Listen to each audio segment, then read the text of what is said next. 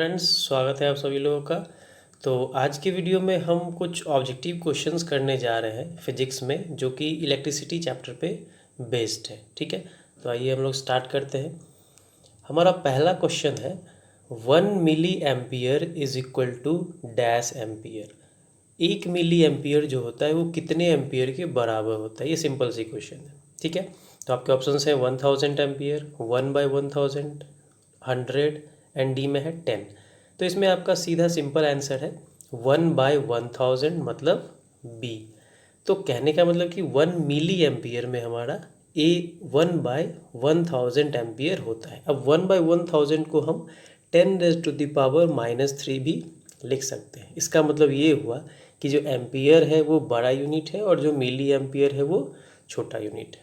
ठीक है, तो 1 milli ampere is equal to 1/1000 ampere, या फिर ऐसे भी बोल सकते हैं 1 milli ampere is equal to 10⁻³ ampere. ठीक है, कमिंग टू क्वेश्चन नंबर 2।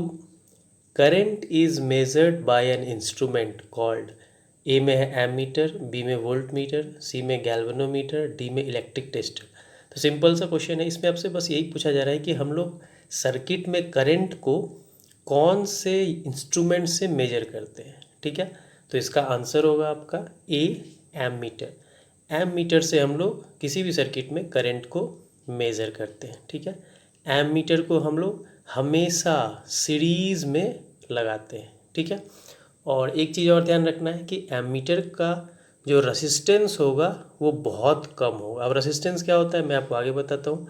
बहुत कम इसलिए होगा क्योंकि अगर करंट पास हो रहा है और सारा का सारा जो करंट जा रहा है वो अगर एमीटर ही रोक रखेगा तो फिर करंट का फ्लो जो होगा वो सर्किट में अच्छे से नहीं बन पाएगा। मतलब जितना करंट चाहिए उतना नहीं जा पाएगा। इसीलिए इसका रेजिस्टेंस कम होना चाहिए। अब रेजिस्टेंस क्या होगा मैं आपको आगे डिटेल में बताऊंगा। ठीक है, तो करंट को हम लोग एमीटर से मेज़र करेंगे। ठीक है, coming to question number 3। What is the direction of electric current in a wire. इसमें पूछा जा रहा है कि हमारे घरों में वायर्स होते हैं, आपको पता ही है। तो वायर्स में क्या बहते हैं, इलेक्ट्रिक करंट बहते हैं। तो वो जो इलेक्ट्रिक करंट बहता है उसका डायरेक्शन क्या होता है। पहला ऑप्शन है फ्रॉम निगेटिव टू पॉजिटिव, दूसरा है किसी भी डायरेक्शन में इन एनी डायरेक्शन, तीसरा है पॉजिटिव टू निगेटिव, चौथा है नन ऑफ द अबव। तो इसमें मैं आपको एक इंटरेस्टिंग चीज़ बताऊंगा कि हमारे घरों में जो वायर्स होते हैं उसमें करंट जो होते हैं वो हमेशा पॉजिटिव टर्मिनल से नेगेटिव टर्मिनल की ओर फ्लो करते हैं। ठीक है, उसके बाद सर्किट हमारा कंप्लीट होता है और हमेशा ये positive to negative current flow करते रहता है। लेकिन अब करंट फ्लो करने का मतलब हुआ कि वायर्स के अंदर इलेक्ट्रॉन्स फ्लो कर रहे हैं और इलेक्ट्रॉन्स फ्लो करते हैं जस्ट इलेक्ट्रिक करंट के अपोजिट डायरेक्शन में। कहने का मतलब इलेक्ट्रॉन्स फ्लो करते हैं नेगेटिव से पॉजिटिव और करंट फ्लो करते हैं पॉजिटिव से नेगेटिव। ये बहुत इंटरेस्टिंग चीज़ है। उसके अपोजिट जट करंट के जस्ट अपोजिट इलेक्ट्रॉन्स फ्लो करते हैं। तो इसका आंसर हो जाएगा सी, पॉजिटिव से नेगेटिव। अब हम लोग क्वेश्चन नंबर 4 देखते हैं। When 2 or more cells are connected in series are called cells, cell, battery, none of the above. इसमें सिंपल सा आपसे ये पूछा जा रहा है कि अगर दो या दो से ज़्यादा सेल को हम सीरीज़ में कनेक्ट करेंगे तो उसको क्या बोलेंगे। अगर एक सेल है, ठीक है, मान लेते हैं एक सेल हमारे पास है। जैसे हम टॉर्च में कैसे सेल लगाते हैं, टॉर्च में किसी टॉर्च में 2 सेल लगता है, किसी में 3 सेल लगता है। ठीक है, तो वैसे अगर हमारे पास एक सेल है तो उसको तो हम सेल बोलते हैं, लेकिन एक से ज़्यादा हो गया तो उसको क्या बोलेंगे, सेल्स बोलेंगे? नहीं, उसको हम बैटरी बोलते हैं फिजिक्स के लैंग्वेज में। ठीक है, तो दो से ज़्यादा सेल हुआ तो उसको हम बैटरी बोल देंगे और एक को सेल बोलेंगे।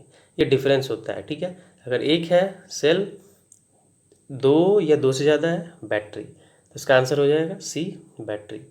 Coming to question number 5। What is the expression and formula of Ohm's law. Ohm's law का एक्सप्रेशन और फॉर्मूला क्या होगा। तो सबसे पहले हम लोग ये समझते हैं कि ओम्स लॉ क्या होता है। तो ओम्स लॉ बेसिकली ये होता है कि किसी भी कांस्टेंट टेम्परेचर पे, ठीक है, किसी भी कांस्टेंट टेम्परेचर पे वायर्स के अंदर जो करंट फ्लो कर रहे हैं वो वोल्टेज के डायरेक्टली प्रोपोर्शनल होते हैं। ठीक है, अब ये डायरेक्टली प्रोपोर्शनल क्या होता है? इसका मतलब ये हुआ कि किसी भी कांस्टेंट टेम्परेचर पे वायर्स के अंदर जितना करंट फ्लो कर रहा है उसी के हिसाब से वोल्टेज भी फ्लो करेगा। ठीक है, अगर करंट ज़्यादा फ्लो करेगा तो वोल्टेज भी ज़्यादा होगा, करंट कम फ्लो करेगा तो वोल्टेज भी कम होगा। इसी को हम बोलते हैं डायरेक्ट प्रोपोर्शन। मतलब वो अगर बढ़ेगा पहला क्वांटिटी तो दूसरा भी बढ़ेगा, पहला घटेगा तो दूसरा भी घटेगा। तो उनका एक्सप्रेशन क्या हो गया? भी मतलब voltage is proportional to I. तो अब यहाँ पे ए में भी है भी is proportional to I, B में भी है V is proportional to I, C में नहीं है तो सी कैंसिल, डी कैंसिल। तो हमारा ऑप्शन हो सकता है ए, नहीं तो बी। अब फॉर्मूला पूछा जा रहा है तो फॉर्मूला क्या होगा? तो फॉर्मूला आपका यहाँ एक हमारे पास थर्ड यूनिट है आर। आर क्या होता है? रेसिस्टेंस। हम लोग क्या करते हैं, प्रोपोर्शनलिटी को हटा के आर लगा देते हैं। ठीक है, तो हमारा फॉर्मूला क्या हो जाएगा? V is equal to I R. तो फाइनली हमारा आंसर क्या हो जाएगा?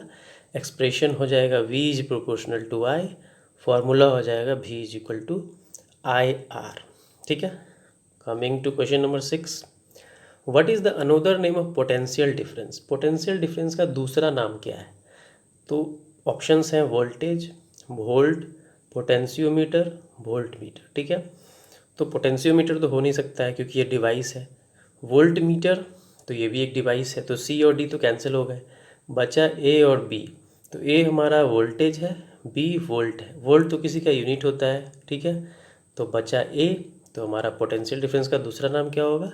वोल्टेज। पोटेंशियल डिफरेंस को हम वोल्टेज भी जनरल टर्म्स में बोलते हैं। ठीक है, now coming to question number 7, the resistance of a wire depends upon.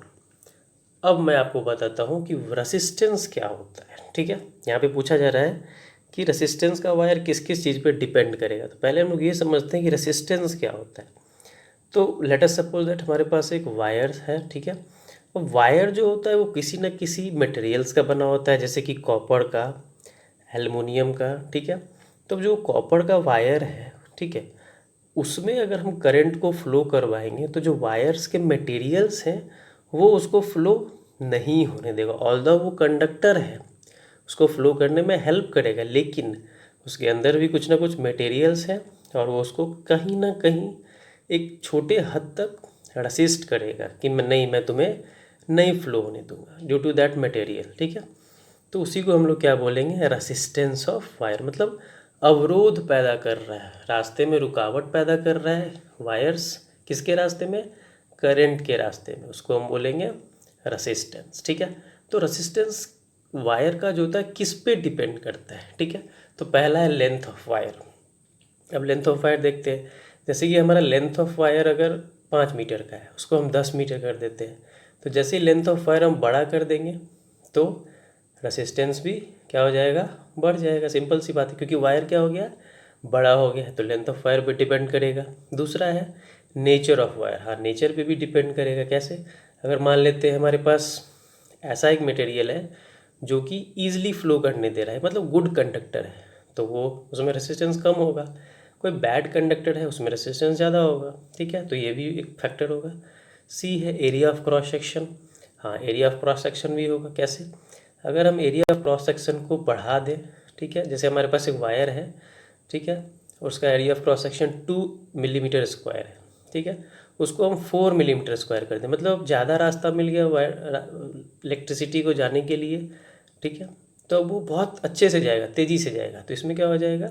जैसे जैसे एरिया ऑफ क्रॉस सेक्शन बढ़ाते जाएंगे वैसे वैसे रेसिस्टेंस कम होते जाएगा। मतलब ये इन्वर्सली प्रोपोर्शनल होगा। इन्वर्सली मतलब एक क्वांटिटी बढ़ रहा है तो दूसरा घट रहा है। ठीक है, तो डी है ऑल ऑफ द अबव। तो हमने देखा सारे फैक्टर्स डिपेंड करते हैं, तो आंसर हो जाएगा D all of the above. Now coming to question number 8, the formula of resistivity. हाँ, रेसिस्टिविटी को हम लोग रो से, इसको ये जो साइन है रेसिस्टिविटी के आगे ब्रैकेट में, उसको हम रो बोलते हैं। तो रेसिस्टिविटी का फॉर्मूला क्या होता है ये पूछा जा रहा है आपसे। ठीक है, तो हमने अभी देखा कि रेसिस्टेंस होता है वो 3 फैक्टर पे डिपेंड करता है। आपका लेंथ था, एरिया ऑफ क्रॉस सेक्शन था और नेचर ऑफ वायर था। ठीक है, तो वहीं पे हमारा एक टर्म क्रिएट होता है रेसिस्टिविटी। ठीक है, रेसिस्टिविटी जो होता है वो प्रॉपर्टीज़ होता है किसी भी वायर्स का, तो वो जो होता है वो रेसिस्टेंस पे डिपेंड करता है, एरिया ऑफ क्रॉस सेक्शन पे और लेंथ ऑफ वायर पे। तो इसका सिंपल सा फॉर्मूला बस याद रखो, रेसिस्टिविटी का फॉर्मूला होता है आर मतलब resistance into area of cross section divided by L मतलब लेंथ ऑफ वायर, मतलब rho is equal to R A by L. Now coming to question number 9, the SI unit of resistivity. हाँ, resistivity का SI unit क्या होता है, पहला है ओम, दूसरा है ओम मीटर, सी में है मीटर, डी में है वॉट। ठीक है, तो इसको हम डायरेक्टली निकाल सकते हैं कैसे, पिछले क्वेश्चन से। आइए देखते हैं क्या था यूनिट, इस फॉर्मूला इसका R A by L. R मतलब रेसिस्टेंस, रेसिस्टेंस का यूनिट होता है ओम, हमेशा आप लोग याद रखना। रेसिस्टेंस का यूनिट क्या होता है ओम, एरिया का क्या होगा मीटर स्क्वायर, बाय लेंथ में क्या होगा मीटर, तो एक मीटर दूसरे मीटर से कैंसिल हो जाएगा, तो हमारे पास बच गया रेसिस्टेंस का ओम और एरिया का 1-2 मीटर कट गया था लेंथ से, तो 1 मीटर बच गया, तो फाइनली हमारा क्या हो जाएगा ओम मीटर।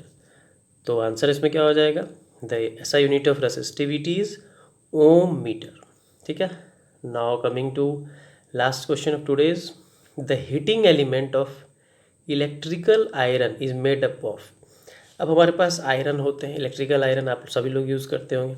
ठीक है, तो उसका जो हीटिंग एलिमेंट होता है, हीटिंग एलिमेंट मैं आपको बताता हूँ क्या होता है, वो किसका बना होता है। पहला है टंगस्टन, दूसरा है नियॉन, सी में है नाइक्रोम, डी में है आयरन।